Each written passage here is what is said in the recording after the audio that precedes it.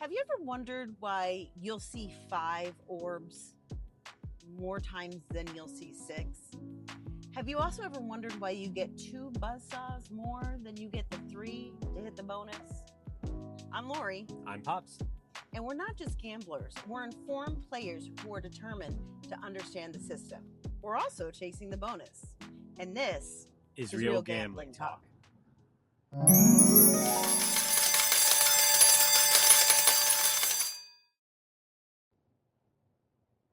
Welcome to Real Gambling Talk, friends. Howdy. Today, we're going to be touching on and talking about why we see a lot of the times 5 orbs out of 6 and what that actually means for you as a gambler. First up, Pops is going to go ahead and talk to us about the reels and what that looks like. And the reels are EELS. Yes. Go ahead, Pops. Reels Fill on us Real in. Gambling Talk. Kind of like where we're going with that. Reels on Real Gambling Talk. So we were watching Cowboy Slots, Brantley, and we've referenced him before in a few other videos. And he was one of the kind of the influencers that we started watching when we first started on our journey to really understand how slots work. Based on his background, based on some of the things he brought to the table. And this was years ago. This was more than 3 years ago. Yeah. And so we've kind of kept up with him, throughout the years. And he posted a video the other night that really kind of struck us. And it really kind of like lightning striking our brains, saying, hey, we need to talk about this. We need to think about this because it really changed how we view things. Yeah. I know last session we had talked about being wrong, right? And that's going to happen. Yeah. We're human. Yeah. We're going to mess up. We're going to be wrong. Yep. And this was such an aha moment for me. So one of the things we touched on, we talked about volatility. We talked about what volatility was and the differences between volatility and RTP. And they are two very different things. So my initial thought process when I first started looking at volatility and RTP and all the different, kind of caveats of gambling was I would look at the reel size. That was one thing that we always, kind of envisioned was when you see a 3-reel machine and you see the actual size of the physical reel itself. And it's the number of spots that are on that reel multiplied times the number of reels. So realistically, old school machine, just basic math, you have 20 different symbols that are on the first reel, 20 on the second reel, 20 are on the third reel, which means you have a 20 times 20 times 20 chance of lining up all the symbols perfectly for the bonus or the jackpot or whatever you want to call it. So 20 times 20 times 20. It's 1 in 6,000 chance or whatever that math works out to. Okay. So with the advent of the digital age and digital slot machines and cabinets, it's now gone to the nth degree. So volatility, as we found last session, is not just about the number of lines. It is actually about the actual reel set itself. Yeah. And what we have to imagine is when we see a cabinet that, Buffalo cabinet or Dragonlink cabinet or any of those cabinets that have a huge play area, or dancing drums, for example, we see that starts to come up and it does, oh my gosh, and lines. The new one goes to 100,000 lines. Right. We watched it on one of the other channels and they were doing the new one and it was, I can't remember what the name of the new dancing drums is called. Yep, but it was the one that had the wheel. Revolution? Maybe? Revolution? Yeah. And the big, literally 100,000 ways. Yeah. Crazy. So that really struck us. And when Brantley started talking about it, he started talking about what they call the virtual reel set. And I didn't know what the virtual reel set was, so we started really looking into it. And what does that mean? So what the virtual reel set is it is the equivalent of a physical reel set, but it's what the RNG actually goes in and picks from on the individual reel. So if you have 5 reels and it can expand this far on the screen, that means you could have one of 600 different symbols that are possible on that virtual reel set. And what you have to take into account is your virtual reel set can change not only from upping your bet amount, going 1x, 2x, 3x, going from 80 cents to $1.76, multipliers. It can also change on your denom amount. So if you go from 1 cent to 2 cent to 5 cent to 10 cent, which means on a Dragonlink machine, for example, one that has, from 5 cents all the way up to $10 and then all the denoms in between. Yeah. That means you literally have the capability of 40 different virtual reel sets of all various sizes. Yep. And on top of that, where it really hit us and where it leads us into the topic for today is when you see that first reel on a virtual reel set, it's going to have, say, the orbs is the bonus symbol that you're looking for. Yeah. Out of the 600 spots in that virtual reel that the RNG can choose from, there may be 20 or 30 or 40 different spots that are the orb or are some sort of winning, combo. Mm-hmm. As you go across the reels, those chances can go down. It actually is a weighted average, what they literally call a weighted reel. Yes. Right? So on that last reel of 600 possible symbols, there may only be one orb. Yeah. The one winning symbol. That you would need in order to fill the entire bonus up, right? Or is it just to get the bonus overall? To even get the bonus overall, right? And it's why from the math, it makes sense now where in that first reel, you're going to have a whole lot more bonus symbols and orbs or buzzsaws or whatever the bonus symbol is. You're going to have more of those virtually on that reel set that the RNG can choose from. So what that means is it's twofold. So when you hit that button, we've already said the RNG's already determined the outcome. Already determined that. So when you see that first bonus symbol fall, and then the second one falls, and all of a sudden now the next reel is like, it slows down, and music gets louder, and it's gonna land, it's gonna land, it's gonna land. It's all show. Mm-hmm. It's already determined that. It's already picked an outcome based off its possible outcomes that are out there. Yep.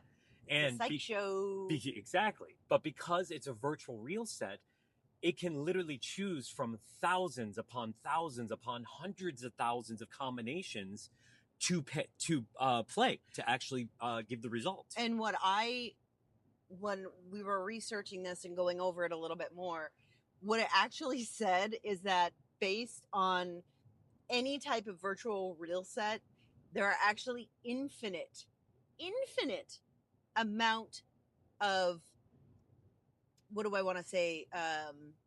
Where the symbols land, combinations, like and infinite amount of combinations. Yeah, infinite. I was like, so what? That was a huge aha moment for us, and being able to really determine it. So then it led us down the path of asking the question: well, how do we determine the virtual reel set? How do we see what that looks like? When does it change? How do we be smart about this? And that was the second part that came into it. Was we talk about reading the rules. When you read the rules actually tell you, not only do they tell you what the bonus, we talked about the full rockets or the full pigs or things like that. Read the rules. If those don't have any bearing on the game, the rules will tell you that. Yeah. But read the instructions. Right? But what really hit me really hard was if the rules specifically state that increasing your denomination, your bet denomination, increases the chances of landing the grand or the mega or the major, then what that tells me is your virtual reel set is not going to change as you up your denomination. Now, if it says that your odds increase as you increase your bet amount, then your virtual reel set is different for every single bet level. Yeah. Not just your denomination, but also your bet level. And this was confirmed. This was something that Brantley actually touched on and specifically stated when you read the rules. So now we're going to do this. Right? We get up here today. First thing we're going to do, first machine, we're going to read the rules. Yes. And we're going to see, is this a increasing a denomination to increase the virtual reel set? Or is it an increase in bet amount? Yeah. Because it's two very different things. So if your increasing denomination does, then what that tells me is you've got a virtual reel set for a couple different ones. If increasing the denomination does not change it, then what that means is $1.25 on a penny or $1.25 on 5 cents doesn't matter. Right. You're still betting $1.25. Yes. That's going to be the virtual reel set that's going to come out. Yes. Which will be the same. Which, again, keep an eye out for tomorrow, which will be the real, Free Play Friday. And we're going to show some of the things that we're talking about now in that video. So make sure you stay tuned for that because I'm really curious and interested in it. Again, we've started out talking about making sure you're reading the instructions of the rules of slot machines only because it will help you out, as the gambler and betting. It will only help you and serve you well to know exactly what you're looking at, what the pay tables are. And we kind of got away from that a little bit. We did so in the last video where we were reading some of the game rules. It can be a little convoluted. So just make sure you're really looking at what that looks like before you place your bet, so you know how to place the bet and kind of what that looks like. And how you want to gamble, like how you want to play the machine. Because again, we touched on it previous videos. Every machine is designed towards a specific type of gambler or a specific type of gambling. Yes. It's designed with that in mind. So not every machine is going to be the same experience for every single person. Then you add in the volatility and the randomness and the RTP and RNG, and you add in all of those different things. And what that tells me is, if you're not smart about how you do it, you're going to have a terrible experience. Mm-hmm. You're not going to have the experience that you want to be able to have or that you could possibly have. So now I know with the virtual reel sets, if I walk up to a machine and the first thing it says is, hey, upping your denom amount will increase your chances of, landing the bigger progressives or landing the bigger jackpots. So instead of betting 75, you would bet $5. Correct. Right? Correct. Mm-hmm. No, if it's upping the denom amount. Upping your bet amount, I would then update my multipliers. I would do, instead of 75 cents, I would do $5. Right. So instead of betting 1 cent, 75 cent, bet 5 cents at whatever it is. Exactly. $1.25, $2.50. $3.75. Or if it's based on the multipliers, then instead of 75 cent on 1 cent, bet $5 on Exactly. 1 cent. Got it. Exactly. So that to me was absolutely huge, because I had pictured in my mind the virtual reel sets, but I did not know that virtual reel sets can change through every denom and through every bet amount. Right. It's almost like playing a different game. It is. Every single one. Well, and they are. They're all different. It's just like we were talking about last week with the bonus. Yep. When the bonus comes up and you have every single one of those little squares, you'll have like 15 squares. Say you get the orbs on Dragon Link and you get the 6 orbs that land. Each one of those games is its own game. It's its own virtual reel set. Its own virtual reel set. And the likelihood, again, of you hitting the grand on that is based on, was it denomination or was it bet multiplier? It depends on the game. Okay. It depends on the game. Yeah. So, I can't remember. We'd have to look. We'd have to look at Dragon Link and read the rules on it. But yeah, it's based on whether it's the denom or the multiplier. Right. So now the reason why we wanted to talk about this and the reason why I got really excited to talk about this and to circle back to our Canterbury original thing, there's a whole bunch of psychology behind that. There's a huge amount of psychology behind that. So Lori here is going to take us through that piece and, some of the things that we learned when it comes to, feedback loop and some of those other kind of pieces. Yes. So what's really interesting about it is, again, master's and bachelor's degree in psychology. I love psychology. I love behavioralism. It's actually one of my favorites because we talk about conditioning, and I was wrong about when I talked about B.F. Skinner. He was the foundation of something completely different. As opposed to classical conditioning, he did operant conditioning. So for this, what I'm going to talk about is based in your brain. When you talk about near misses, there's an entire catalog of information, scientific information, papers, journals that have been done by psychologists who have talked about the near miss experience. And that's what it is. So when you're gambling and you hit it, the orbs come down and you only get 5, that is called a near miss experience. So your brain, we talked about last week, I think maybe the week before on our Real Gambling Talk, about the dopamine. So your brain has a whole bunch of neurochemicals in your brain that your brain produces. Part of the feel-good portion of the neurochemicals is called dopamine. Dopamine is, for the most part, made in the hypothalamus of your brain, which I believe is more in like the brainstem. I can't remember where exactly it was, but it's irrelevant to our conversation. So when you're in a gambling session, what happens is when you hit a bonus, your brain is flooded with dopamine. And that is it's a pleasure neurotransmitter. What that ends up doing is it creates a feedback loop. So when you're gambling and you're sitting at a machine and you hit 5 orbs, you hit it again because you're like, oh, it's going to hit. It's going to hit. And it basically keeps you gambling. That is the psychology behind the near misses and why there are so many. Your brain cannot differentiate between whether or not it hit or it didn't hit. And naturally, your brain wants to close things. It wants to have a finish. It wants to have a finality.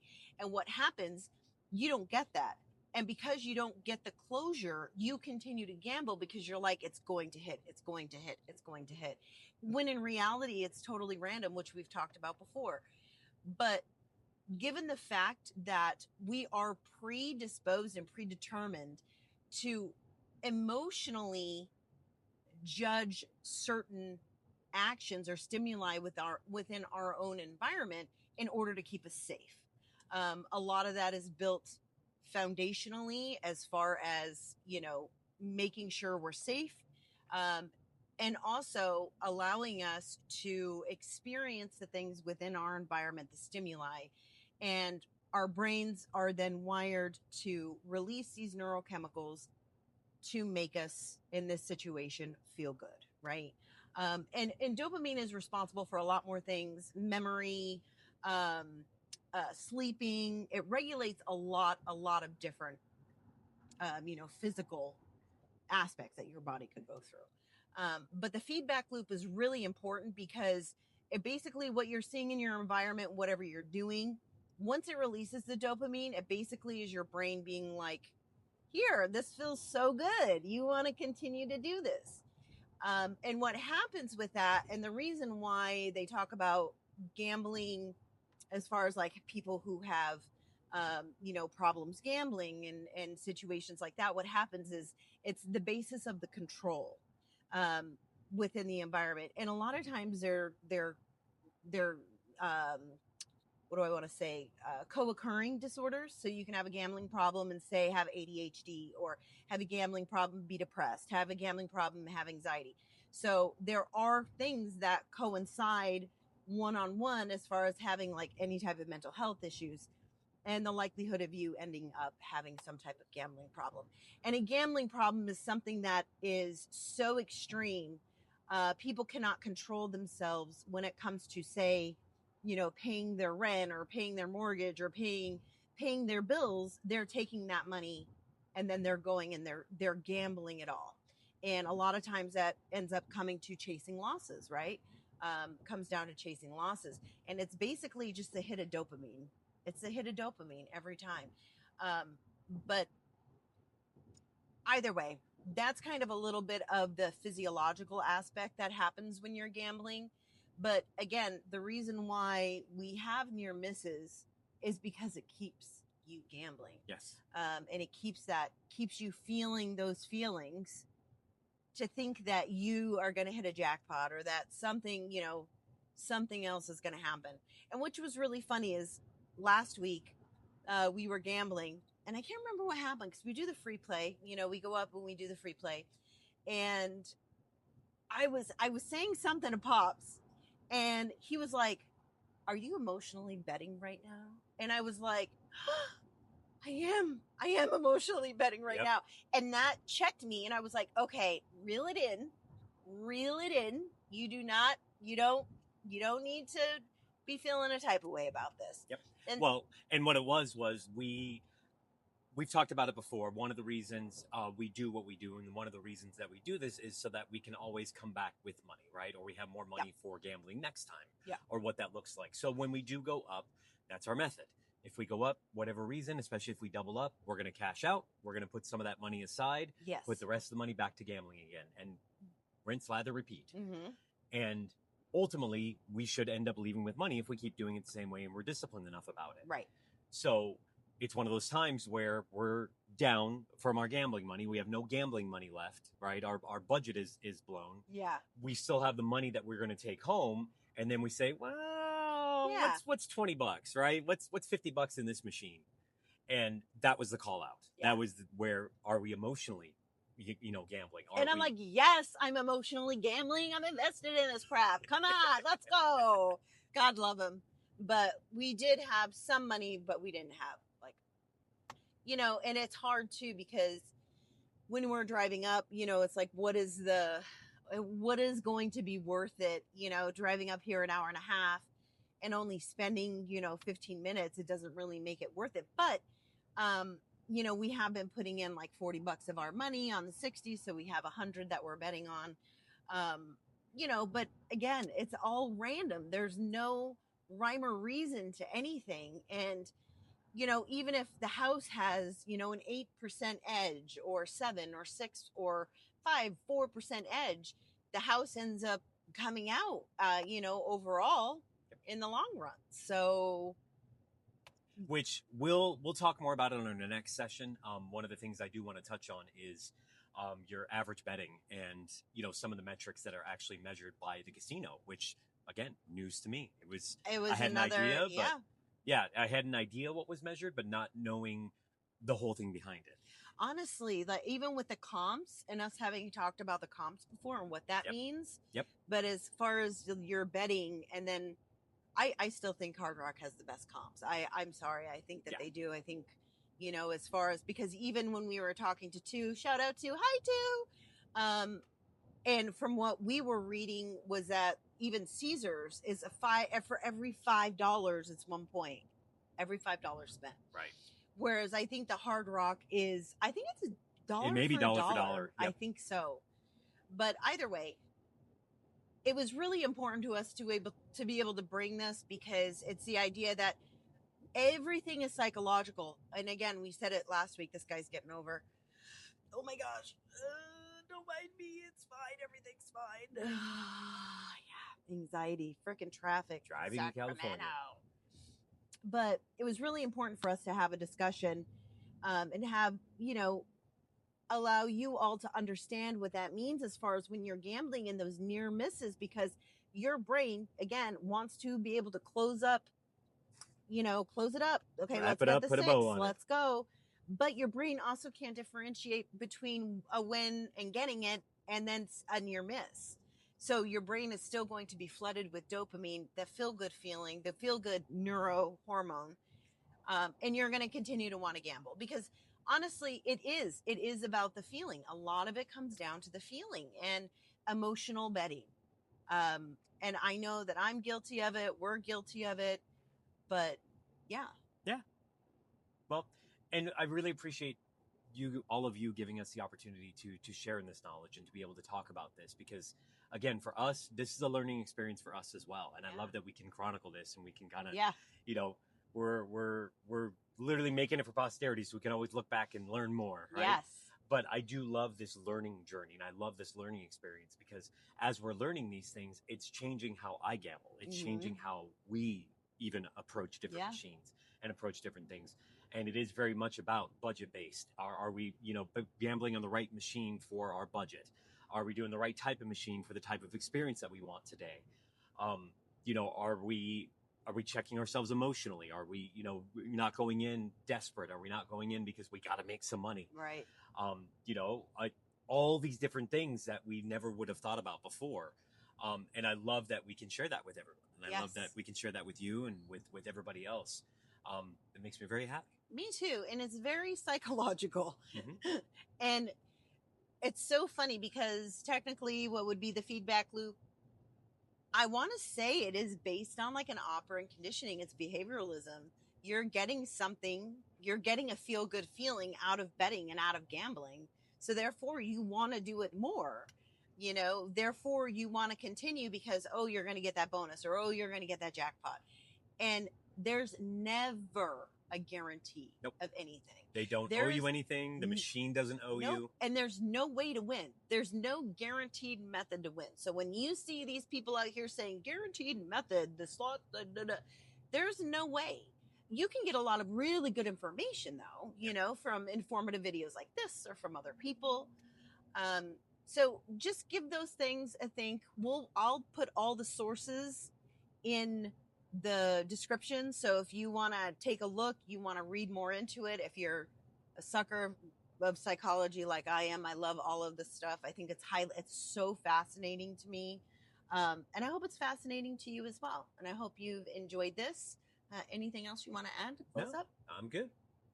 Well, thank you for being here. Now you know why 5 orbs instead of 6 and what that happens and how your brain responds to it. Because your brain it's a tricky fella up there. It's a tricky fella. And just remember too, are you emotionally gambling? Are you emotionally gambling? Make sure you take breaks. Try to stay within your budget. Do all the good things. And and do all the good things here too. Remember to like, comment, share, subscribe. Send this to somebody if you think it's fascinating, if they would get a kick out of it, if they would find it fascinating as well. Yeah. And we'll catch you on the next one. You got it. Know we love you. We appreciate you. You're all wonderful and beautiful. And yeah, thanks for being here. We'll catch you on the next one. See ya. Bye. Thank you so much for being here with us. Thank you for supporting our channel. Make sure you come back tomorrow to watch the full session of our Free Play Friday. If you enjoy this content and like what you see, share this out with anybody you know, and we'll catch you tomorrow.